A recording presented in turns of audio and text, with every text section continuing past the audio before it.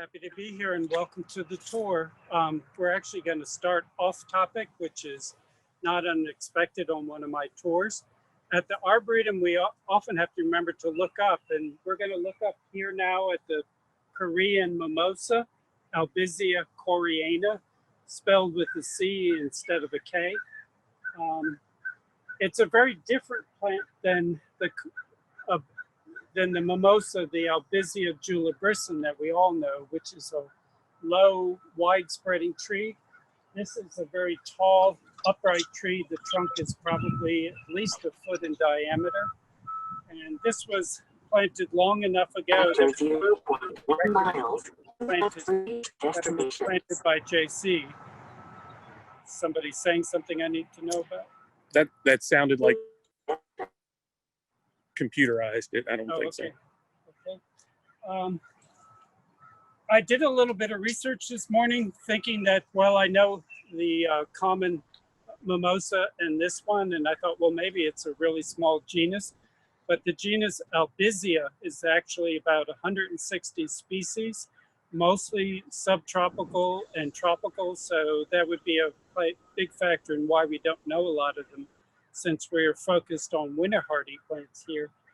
But one thing that threatens the Korean mimosa in its native habitat is that it will hybridize with the introduced common mimosa, and then you don't have the pure species anymore.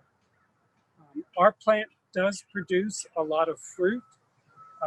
The fruit have some seeds in it, but very low viability, probably because it's a single individual. And we will move on to our topic at hand. I wonder if that fragrance is mimosa.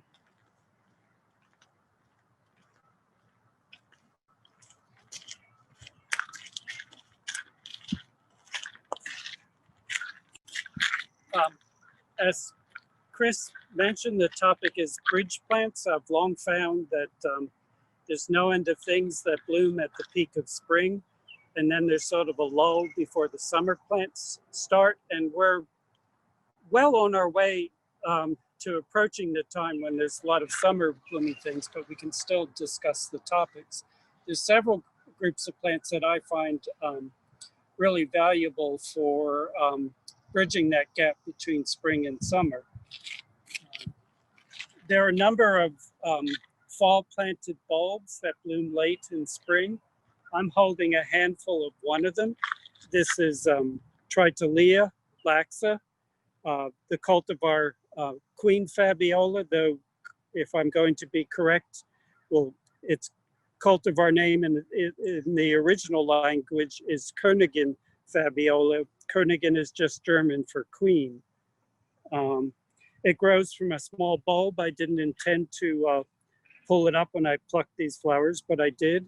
And I've grown this for years, and every year there's more and more of it. The bulbs multiply, remaining in a tight clump, but every year there's more and more flowers. You can see the individual inflorescence is much like a agapanthus. It's an umbel with all the flower stalks arising from one point. This is the typical color, a blue-violet, but there are darker ones, paler ones, a white one. I think there's a pink one available nowadays. A close relative, and these are now going a bit past their prime, is Dicalistema. This is one called Pink Diamond. It's very much like another one, Dicalistema idamei, which is, imagine the same flower, but in a clear red. And it's another fall planted bulb that just gets better every year. Now, Dicalistema is a mouthful, but the specific epithet, idamei, has a cute origin story. That species is native to the Pacific Northwest. When some botanists were going through there in probably the 1800s or so, and the idamei was the daughter of the person who managed the train station. And when she found out these people were looking for interesting plants, she showed them the Dicoleostema idomei behind the train station. And so they named it after her. So these scary scientific names aren't always all that scary.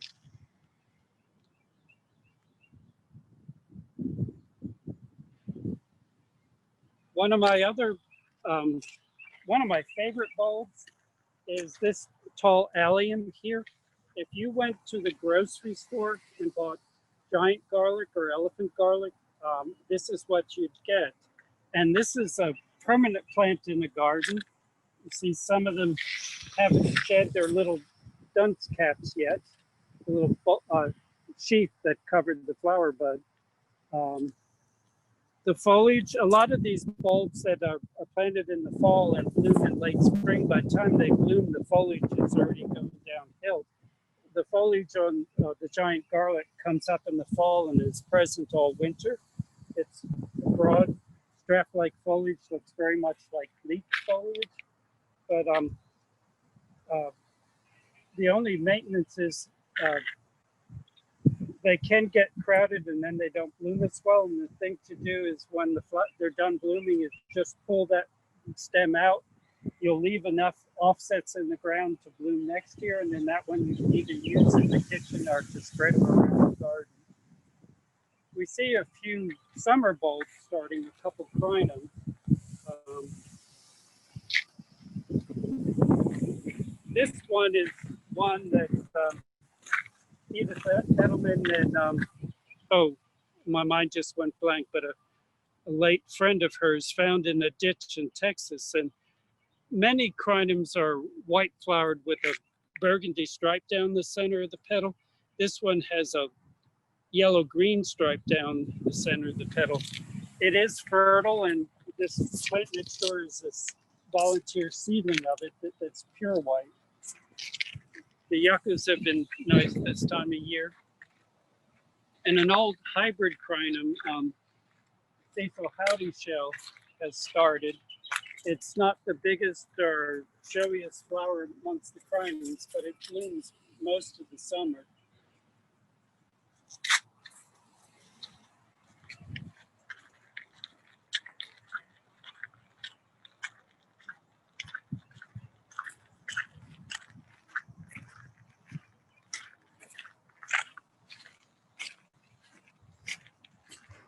Colorful foliage is another way to add color throughout the year. And many plants that we grow for their colorful foliage are colorful, throughout the whole growing season.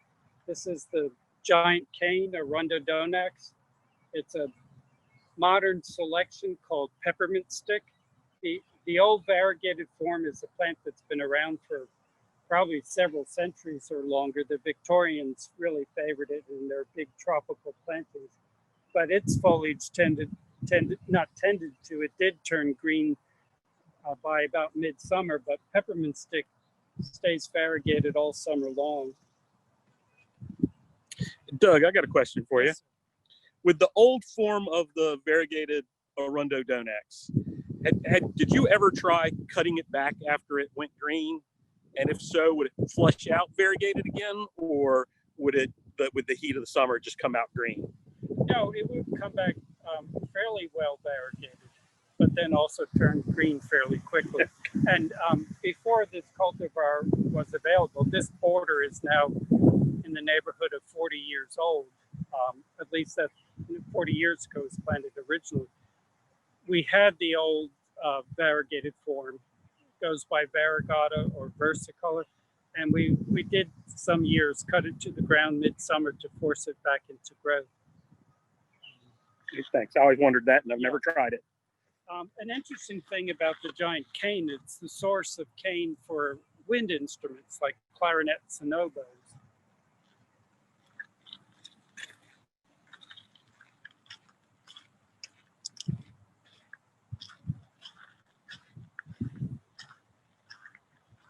Couple other examples of plants with colorful foliage is the tree tobacco.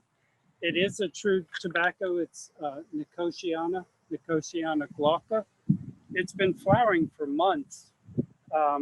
It's getting a little bit shabby because it has flowered for so long, and probably going to cut those old stems off and just leave the new stems that are coming up. In a mild winter like we had, or sort of normal mild winters, the stems will live through the winter. All of those stems that are flowering now were stems that survived the winter. Of course, the sparkling burgundy selection of pineapple lily is a beautiful foliage plant this time of year.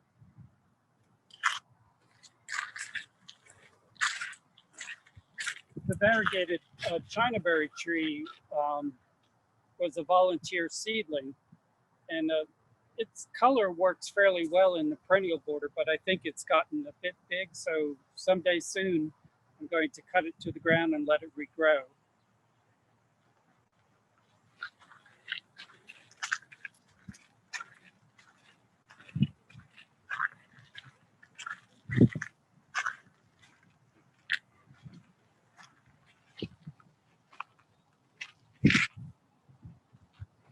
Not an example of a bridge plant, but one I should point out today is this big Eryngium. Oh, Lord. Eryngium eburnum, is that right? Yeah. The Eryngiums are commonly known as sea hollies, which isn't a terribly useful common name, but the ones that have been cultivated in Europe for a long time are species that are native to the coast of Europe. This is actually a South American species, and there are a number of North American species that are really good garden plants. This is a great big bearable plant, and the foliage is quite spiny, but many of the Eryngiums are smaller and less well armed, or not armed at all. The Eryngiums are really good pollinator plants. This one isn't quite yet in bloom. These are all flower buds.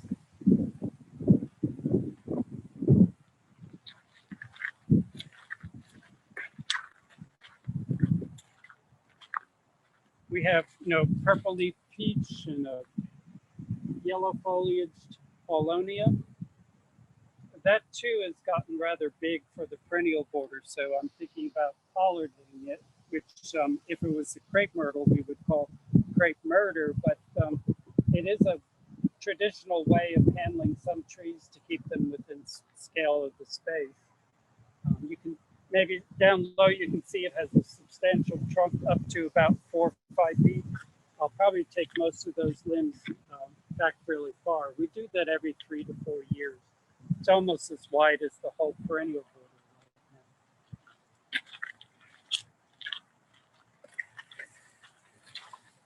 And just one clear, that is a Catawba. Oh, You said Polonia, but yes. same difference. Big leaves, Yeah. except for this one's Thank gold. you.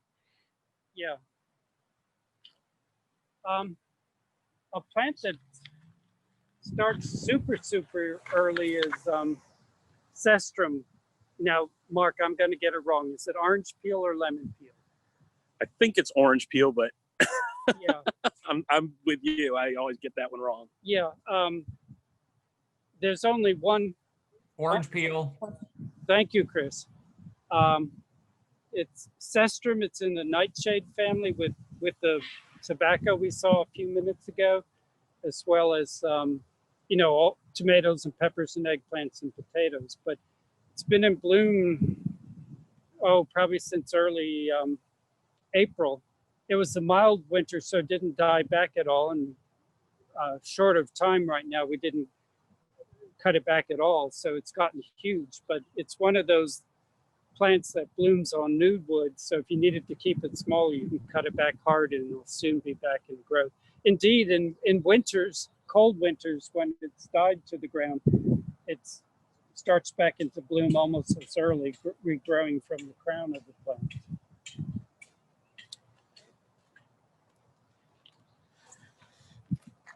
It's been a really good spring for the Hesper aloes. They're not aloes, but you can see the long, narrow foliage is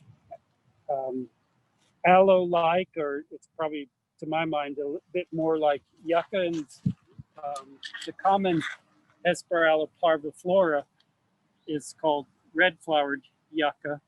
This is a different species, is Hesperella campanulata. I think that's right. It's, well, it is, Yeah. campanelle is Italian for a small bell, and you see the flowers are bell-shaped. I've never seen them bloom so beautifully as they have this spring.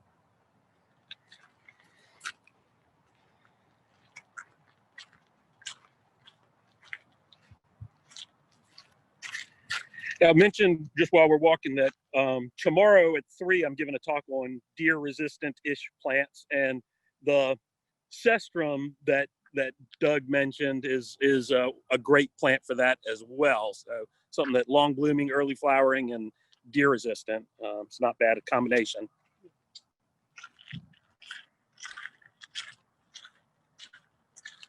A group of plants that are really good bridge plants are some of the hardy annuals. This is larkspur. Now, hardy annuals, that term might not make any sense if you're a new gardener, but everybody knows a few examples of hardy annuals, things like chickweed and henbit and other winter weeds. There are annuals that grow through the winter months, and of course the summer weeds are, well, the annuals that are summer weeds are going through the frost-free months. But things like larkspur and the annual poppies germinate in the fall. They'll grow slowly through the winter, and then they'll bloom in spring. And they are true annuals because once they set seed, they die. There's no reversing that. Most of the hardy annuals do not like to be transplanted. So if you have them in your garden and they come up, you sort of have to live with where they are because they generally won't tolerate being transplanted. But a method that I have found to be really useful is to, about September or October, sow the seeds right into cell packs. That way you can plant them where you want them in the garden rather than putting up with where they come up on their own.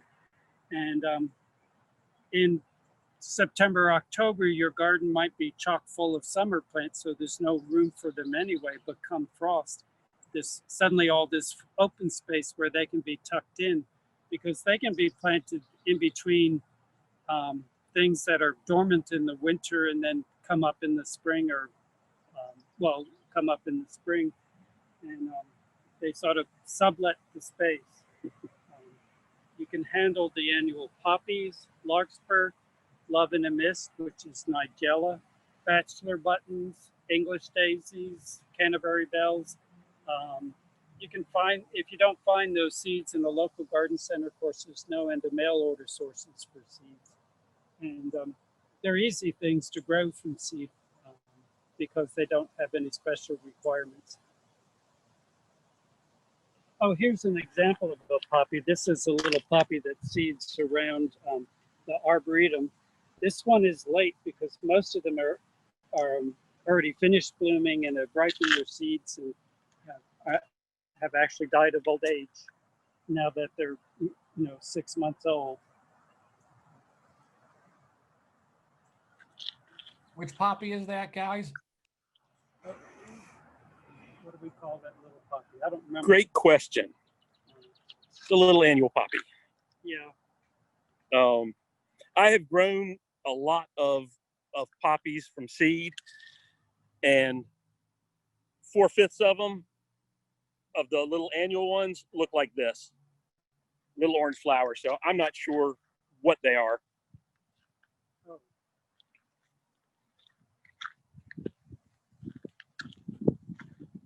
Here's a poppy relative. Its common name is prickly poppy, and it is one of those very prickly plants that's sort of like playing with a litter of kittens.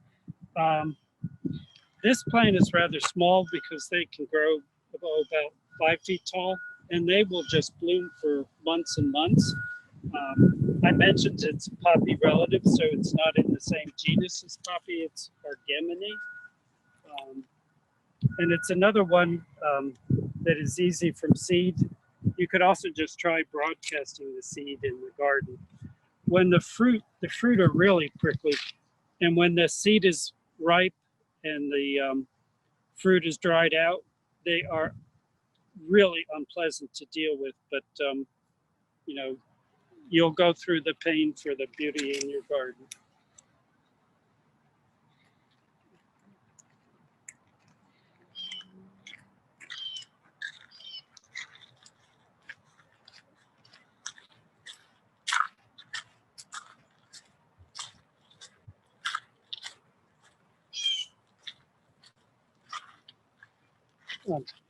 This is a verbascum or a mullen. It's Verbascum chalksii. I'm not sure that's how that name is pronounced. It's Chauxii.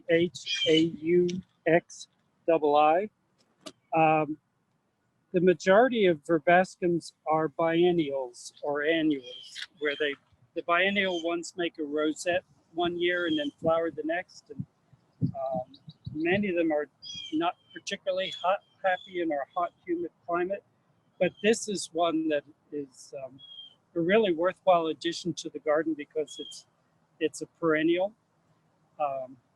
We might find a few examples that have white flowers, and it's in full bloom right now, but once it's done blooming, we'll cut the whole plant to the ground, and in about 4 to 6 weeks later, it's back in bloom, and we do that repeatedly over the course of the summer, and it just keeps on repeat blooming.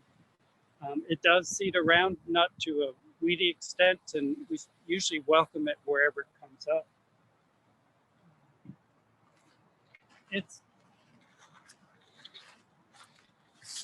It's late in the iris season, but this is a beautiful thing. This is a hybrid between Iris insata, the Japanese iris, and the European yellow water iris, which is Iris pseudochorus. So this range of hybrids are known as Sudata hybrids, combining pseudochorus and insata. And this is one has a Japanese cultivar name that doesn't immediately come to my mind. But amongst the Sudata iris, there are some really beautiful selections in a wide range of colors.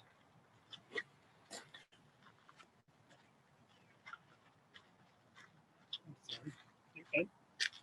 A native iris. Mark and Doug, was that Yes. Shimbashi? Yes, thank you. A native iris that still has a few flowers is Iris brevicalis, which means short stem. And it's earning that moniker because the flowers are just above the foliage. It's native to the wetlands of the Southeast. We have a little bit of a white form mixed in here, but I don't see any flowers this morning. Like a lot of our native wetland iris, they will thrive in a wet area, but they don't have to have a wet area. They'll survive in average moisture as well.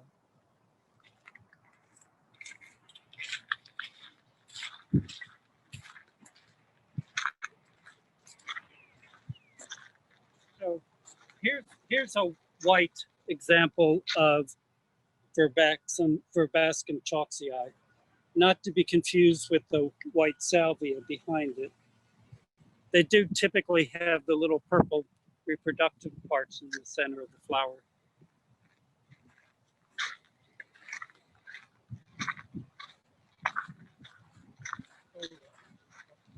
Just show them the Hearty banana.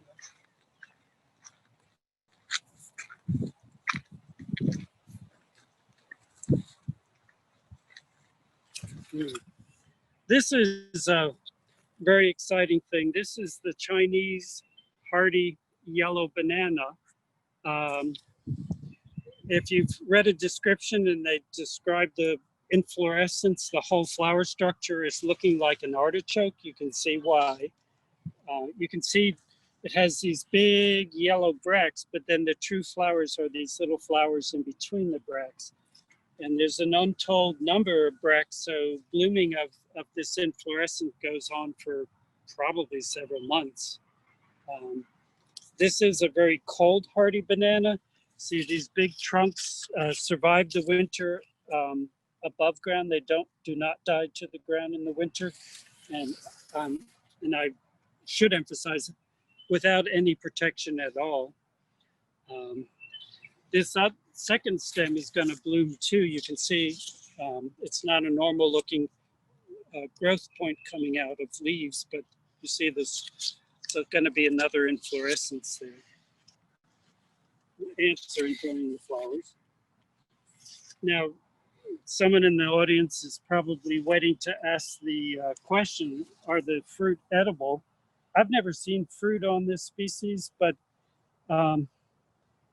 I suspect they would be edible, but I suspect that, like use of a lutina, which fruits every summer, the center of the fruit is, it's about 99% big hard seeds, rock hard seeds, and then 1% flesh that tastes just like the banana you had at breakfast. But so it's edible, but there's almost nothing to eat. The bananas and plantains that we do eat, those little black freckles in the center, those are seeds that never developed. A number of cultivated edible plants are sterile, and that's why there's a lot of edible pulp to eat and not a lot of hard seeds.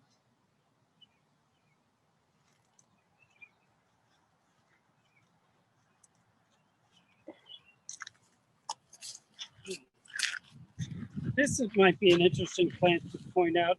Most people know Stokes Esther, Stokesea. The typical color of Stokesea is blue-violet, like this Nepeta behind it. But this is a yellow selection, a cultivar named Mary Gregory. It always amazes me that you can find a yellow seedling out of a plant that's typically blue-violet. But there you go. Stokes Esther is a plant native to, I believe it's North American native. I think it's native to the Southeast. Mark is shaking his head yes. It's a plant that will tolerate average moisture, but I've also seen it in sites where it's moist, continuously moist, and seems even happier there. Yeah, sometimes you find it I've seen it in Georgia in mountain bogs. Okay. Growing with carnivorous plants. And I know the cultivar Omega Skyrocket. Omega Skyrocket was from Omega, Georgia. Yep.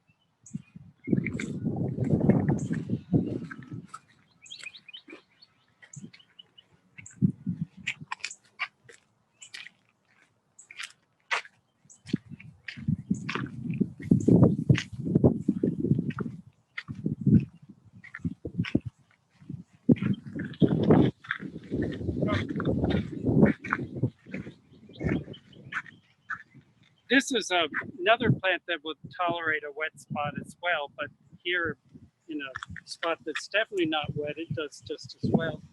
This is the great coneflower, Rudbeckia maxima. Not quite in full bloom yet.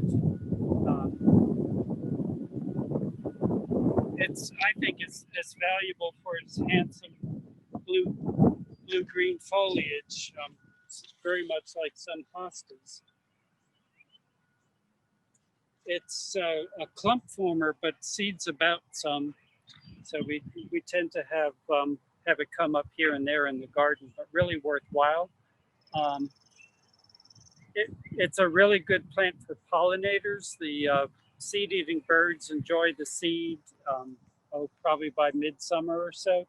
Many of the orange coneflowers, the Rudbeckias, add a lot of winter interest with their seed heads, but this one is shabby long before winter comes, so we generally don't leave it standing for winter interest.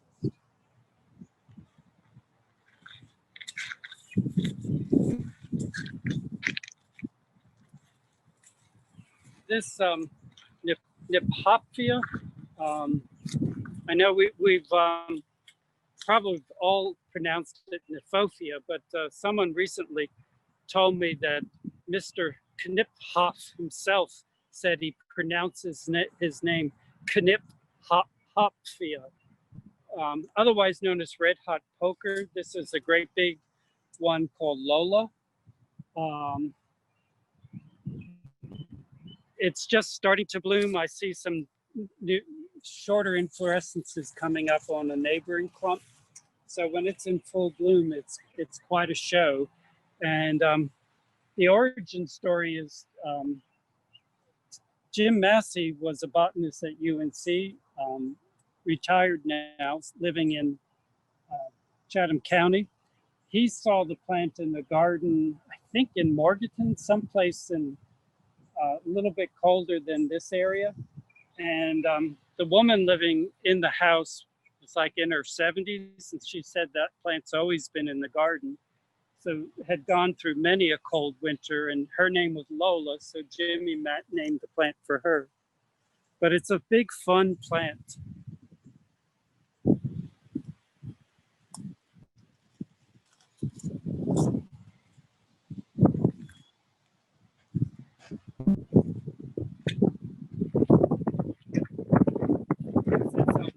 Spectacular.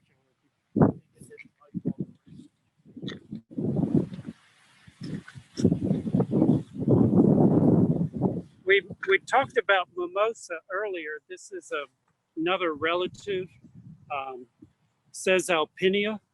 And I think I mentioned that Albizia was named after an Italian naturalist whose family name was Albizzi. Well, says Alpinia is named after another Italian, Mr. Says Alpini.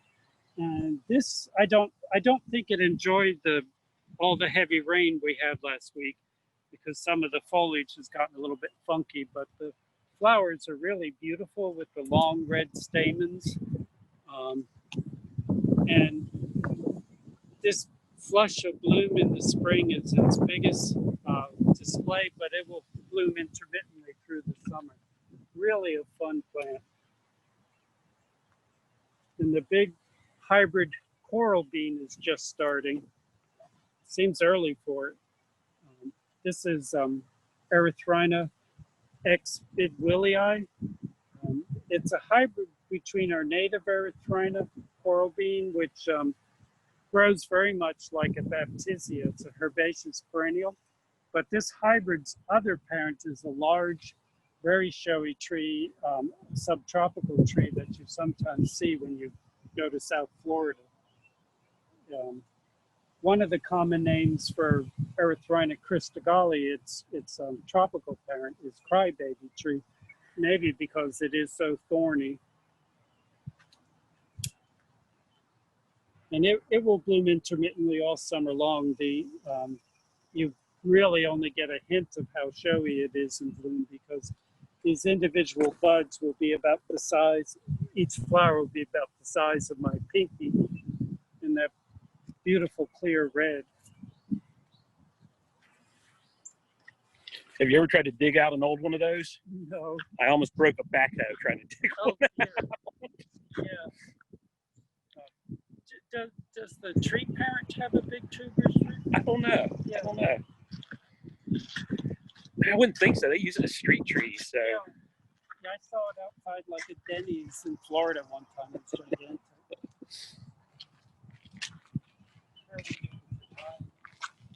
How we doing? I don't know. Where are we looking at the time, Chris? The time is now 11:35. Oh, great.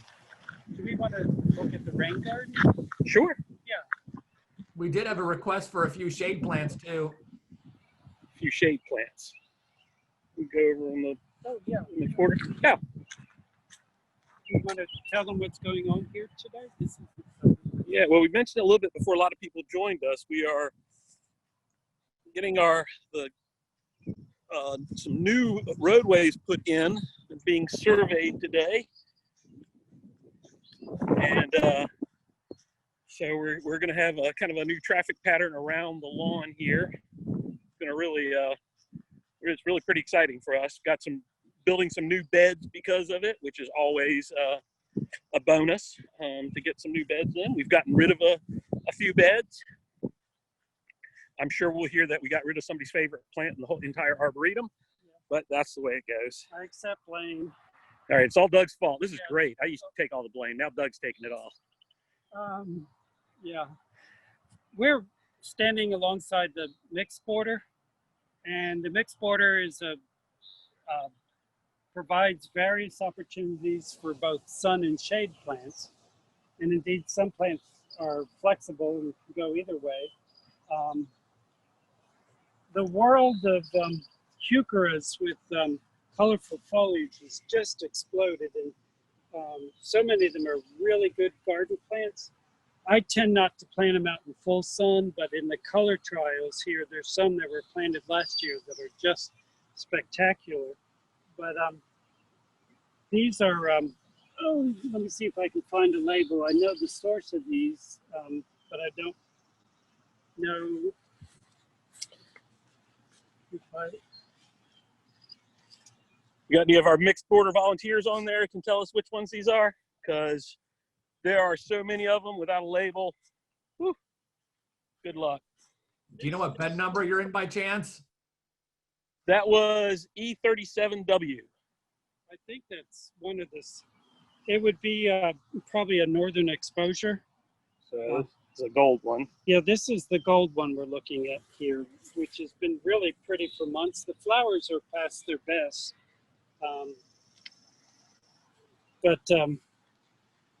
Oh, it's one of the horrible things about modern horticulture is that plants have cultivar names and trademark names. See this TNHEUEL, which is not pronounceable, is actually its true cultivar name.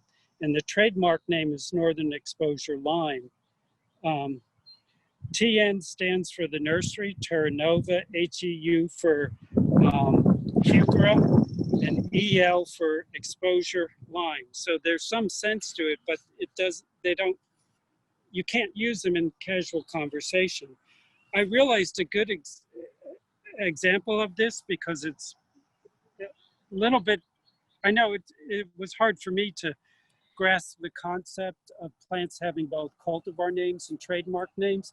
All right, everybody's aware of the weed killer, the herbicide called Roundup. Well, the active ingredient in Roundup is glyphosate or glyphosate.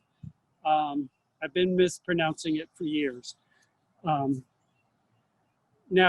glyphosate is the name that was applied to that chemical that is the active ingredient. While it was still under patent, you had to buy Roundup. That was the only source of that active ingredient. But now that it's gone off patent, you can buy glyphosate under many other brand names like Ranger and all sorts of other names. Different companies use the same active ingredient and put their own trademark name on it. And nowadays, if you go in a garden center and buy a Roundup product, it might not even have glyphosate in it. You know, if I've seen a Roundup product that's for controlling weeds in turf. Well, it couldn't possibly be glyphosate because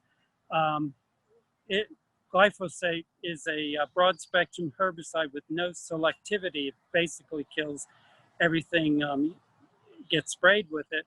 So if you use it in turf, you'd be killing the grass as well. So, you know, just like this heuchera's trade cultivar name is this first one in single quotes, the Roundup's real cultivar name was the glyphosate, and Roundup can be applied to any other things. So at some point, they might have a better yellow foliage heuchera, and they'll stop producing this one, but they'll still market the new one as Northern Exposure Lime. So it's a big burden to know both names, but that's the situation we're in nowadays.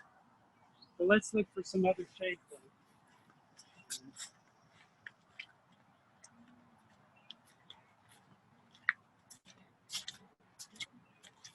Most hydrangeas want shade. This is one of Tom Rainey's introductions of our native hydrangea arborescens. It's another one with a cultivar name and a trademark name. It's in the Incredible series. Our label didn't produce the whole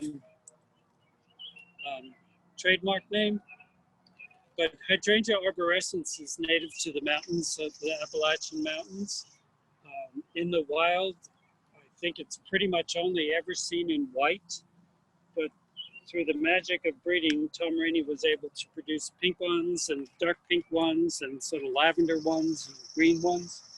And it's a great shade plant.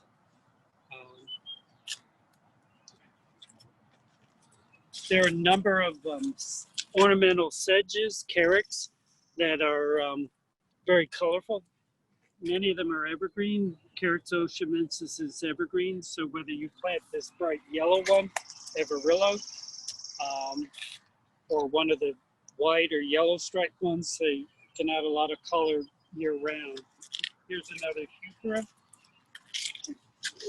Yeah, this one has a label.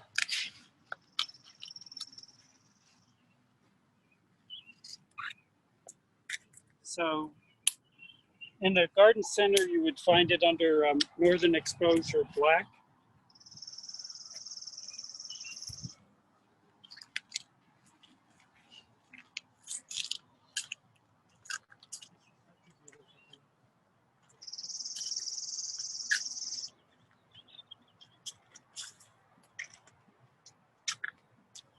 Gardenias can go either way, full sun or shade. This is a beautiful variegated form of gardenia. And we are now calling it Gardenia jasminoides. I've known it as Gardenia augusta.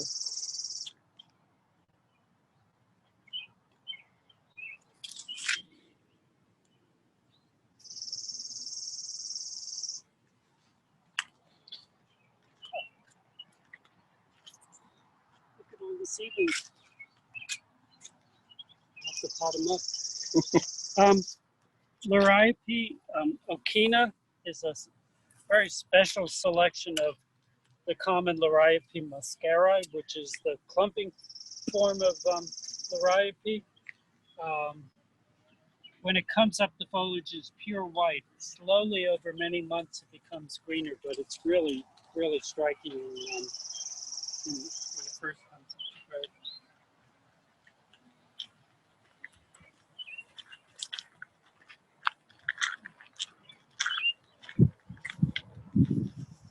One of the last major plantings we did before shutdown was this planting this expanded rain garden.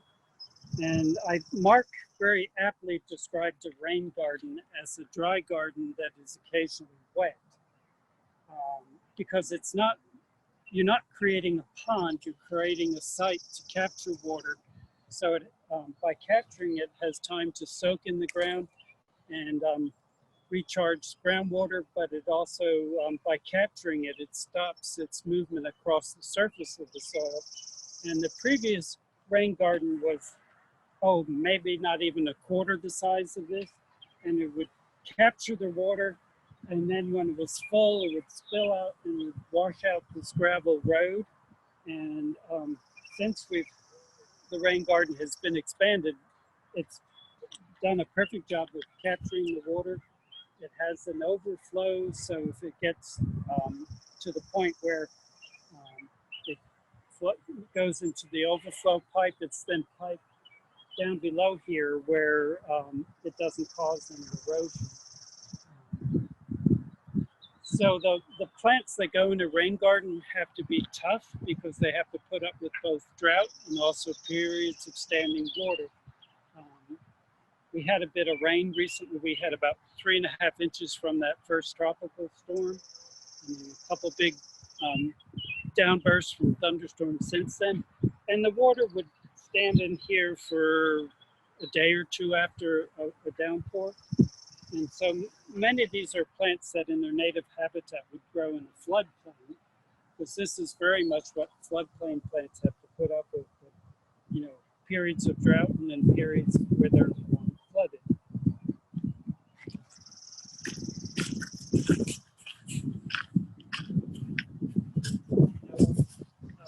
Floodplain plant is river birch. This is a new selection that we're evaluating. It was actually selected for cold hardiness, so I'm not sure if we're not going to be able to evaluate its cold hardiness, but it's certainly valuable to know if this cold hardy river birch will tolerate our summers. A really beautiful wet-side plant is the white-bracted sedge, Rhynknospora. Yeah, Rhynknospora latifolia, meaning broad foliage, which I guess is a relative term. It's a terribly underappreciated plant. Right, if you're not being wowed by its appearance today, keep in mind that it'll be in bloom from now up until frost. So it has an extremely long period of bloom. Sometimes I've noticed a fragrance on it, but it's also a plant that supports pollinators. These aren't showing their best because they were just planted several months ago, and it was pretty dry for weeks in mid-spring or so. This is a new selection of our native Virginia sweet spire, Itea virginiana. Trademark name is Love Child. It'll have much longer inflorescences when it's settled in, but it's another plant that will tolerate dry spells and wet spells. And it does spread, so not a great plant for a tiny garden, but where you have room for it to spread, it's really a beautiful plant. And though I'm always reluctant to say deer don't eat it, I planted a lot of it in a client's garden where the deer, who had a big presence in the garden, always left it alone. It is a deciduous shrub, but generally really beautiful burgundy to scarlet fall color. A number of native sedges. Carrots. This is Carrot squarosa. I think that it's a quiet thing, but it's a charming little seed heads on the plant, and they remain showy for quite a few months.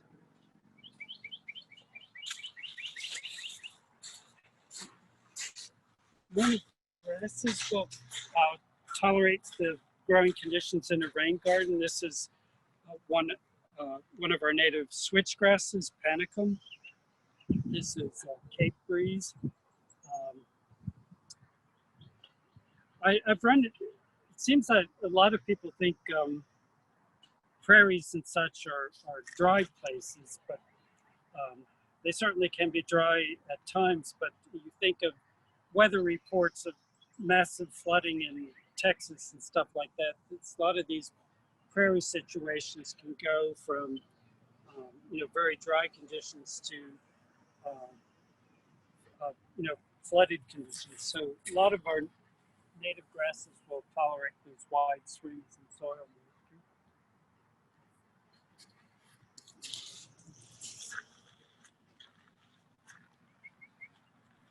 What was the name of the panicum again? I think we didn't click through. It was Cape Breeze. Yeah, it's a really elegant one. It's not stiffly upright. The inflorescence are gracefully arching. It's showy for a long time. It's also the panicums, especially this hybrid and Panicum virgatum, are really beautiful through the winter months. And the fun thing with them is in late winter, on a warm day, you'll hear this popping noise, and the fruit on the plants are exploding and expelling the seeds.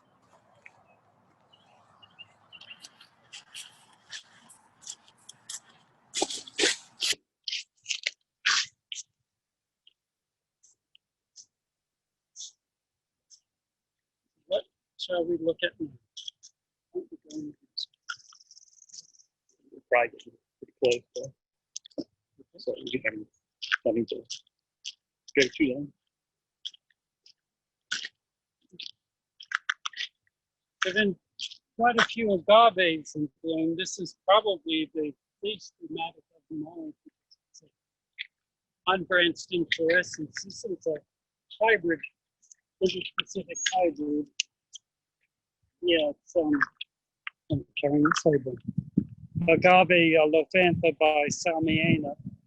Logan Calhoun. Earlier, when we were looking at that white crinum with the yellow-green stripe down the flower, the other person who collected that was Logan Calhoun, native Texan, I believe, no longer with us. But what a wonderful. We want to dash to the monocot garden and look at the. Chris, what's our time look like? It's 11:52. Let's go ahead and wrap it up.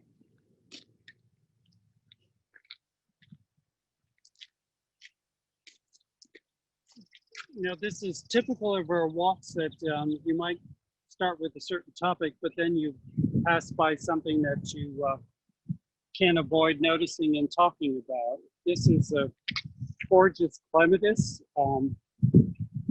My mind. Roguchi, yeah. Roguchi is a man-made hybrid that's in bloom most of the summer. It is one that dies to the ground and regrows every year. Herbaceous perennial. Just these sweet little bell-like flowers. You know, to touch back on the topic of bridge plants, a lot of spring blooming shrubs are in bloom before there are a lot of perennials. So, you know, in a mixed planting of woody and herbaceous plants, a lot of spring flowering shrubs fill that gap between late spring and early summer. Were there any questions from the audience? The rose garden was really beautiful this spring. It's now past its big spring flush of bloom. There's about a day's worth of deadheading to do, but most of these modern shrub roses are going to rebloom just fine without deadheading. They'll look better if we find the time to deadhead. Might not happen this spring. Chris, did you have question-wise in the chat? I've been following through and typing in plant names, but I was wondering if anyone wanted to talk about the upcoming plant auction or the other surprise that's coming soon. Sure. Yeah. Let me turn around. Can you see me? I don't see the screen now. Yep, you're good. Yeah, so we've got a couple of opportunities for plants and education coming up very shortly. And this, y'all are the first to hear about this. We are going to have a pop-up succulent sale. So we are going to have a lot of very cool, very new hens and chicks that are very, very showy. We've been drooling over them here as we've been growing them out. Some sedums, some hardy agave, some tropical and subtropical agave, good for containers, some mangave, just a lot of different succulent plants that I think people are going to really, really enjoy. So keep an eye out for that. That will be coming very soon. We also have coming up our Southeastern Plant Symposium. You know, we've had to make some changes since we couldn't have 150 people in a room. So we are doing it online. It's 6 amazing speakers. Our own Tony Avent will be speaking, but then Dan Hinckley is going to take us for a walk around his personal garden, Windcliff, kind of like we did today. We've got Nick Macer from Pan Global Plants, who's just a phenomenal plantsman and also a plant hunter. John Cho, who's a elephant ear breeder, bred the Royal Hawaiian series, you know, like Kona coffee cups and Maui lava, or I can't remember them all, white lava. Will be speaking. We've got Kelly Dodson and Sue Milliken, a couple who own Far Reaches Farms and Botanical Conservancy. They're just one of their nursery is just one plant delight after another. Who am I missing, Chris? Am I missing somebody? Oh, and Jimmy Turner, Yep, who Jimmy is Turner. the executive director of Red Butte Botanic Garden in Utah. He's just back from a stint in charge of horticulture at Sydney Botanic Gardens and several other associated gardens with Sydney Botanic Gardens. He's going to talk about some Australian plants that have, you know, some potential perhaps for the Southeast. It's going to be fantastic. Along with that, and we want you to register for that because it's really going to be an amazing day. But along with that, we are going to have a rare plant auction. So, you know, those of you who like Argala but couldn't come to that, you know, we couldn't have that, we didn't have it. And you're jonesing for some rare plants, we will have a rare plant auction. It'll all be via phone on ClickBid. You can go ahead and download that app on your phone or computer, ClickBid. We'll be sending out instructions for it when the auction goes live. But we're going to have just some really amazing plants, including the first ever distribution of our weeping American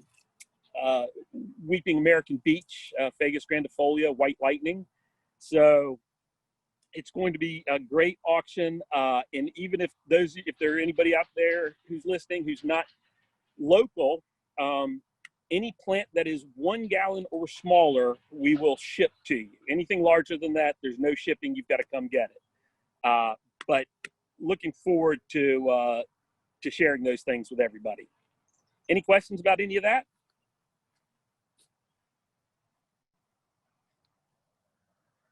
All right. The chat's still quiet. All right. Well, everybody, thank you all for joining us. This was fun for me. I usually, when Doug gives a tour, I usually don't get to join. I have something else I have to do, so this was fun for me. So I'm glad I was able to come out and film it. And we hope to see y'all all out here very soon. Take care.